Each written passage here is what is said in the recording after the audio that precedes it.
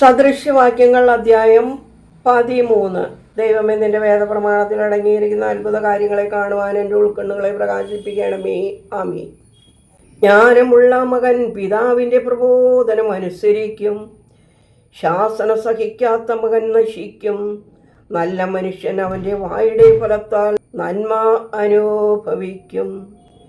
ദ്രോഹികളുടെ ആത്മാവ് നാശം അനുഭവിക്കും. തൻ്റെ വായെ സൂക്ഷിക്കുന്നവൻ തൻ്റെ ജീവനെ സൂക്ഷിക്കുന്നു.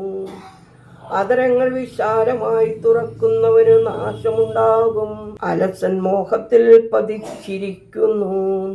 ഉത്സാഹിയുടെ പ്രാണന് പുഷ്ടിയുണ്ടാകും. നീതിമാൻ വ്യാജഭാഷണത്തെ വെറുക്കുന്നു. ദുഷ്ടനോ ലജ്ജിതനും അപമാനിതനുമാകുന്നു.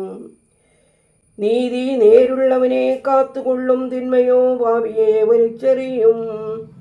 ഒന്നുമില്ലാതിരുന്നിട്ടും താനൊരു ധനികനെന്ന് നടിക്കുന്നവരുണ്ട്. വളരെ ധനമുണ്ടായിരുന്നിട്ടും താനൊരു ദരിദ്രനെന്ന് കരുതുന്നവനുമുണ്ട്. മനുഷ്യൻ്റെ ജീവന് മറുവില അവൻ്റെ സമ്പത്ത് തന്നെ. ദരിദ്രനോ ഭീഷണി കേൾക്കേണ്ടി വരുന്നില്ല. നീതിമാന്റെ പ്രകാശം ആനന്ദദായകം. ദുഷ്ടന്റെ വിളക്കോ കെട്ടുപോകും. നിഗളം മൂലം മാത്രമാണ് വിവാദമുണ്ടാകുന്നത്. സതുപദേശം കേൾക്കുന്നവർക്കോ വിജ്ഞാനമുണ്ടാകും. അന്യായമായി സമ്പാദിച്ച ധനം കുറഞ്ഞു കുറഞ്ഞു പോകും. നീതിയോടെ സമ്പാദിക്കുന്നവന് വർദ്ധിച്ചു വരും. പ്രത്യാശ കൊടുക്കുന്നവനേക്കാൾ സഹായിക്കുന്നവൻ ഉത്തമൻ. ആഗ്രഹ നിവൃത്തിയോ അതൊരു ജീവവൃക്ഷം തന്നെ.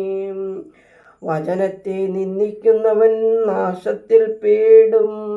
വഞ്ചന കരുതുന്നവൻ പ്രതിഫലം പ്രാപിക്കയില്ല. വിജ്ഞാനിയുടെ നിയമം ജീവന്റെ ഉറവിടമത്രേ. അതുമൂലം മരണത്തിന്റെ കെണിയിൽ നിന്നും മാറിപ്പോകാം. ഉത്തമമായ വിവേകം അനുകൂല്യം സമ്പാദിക്കും.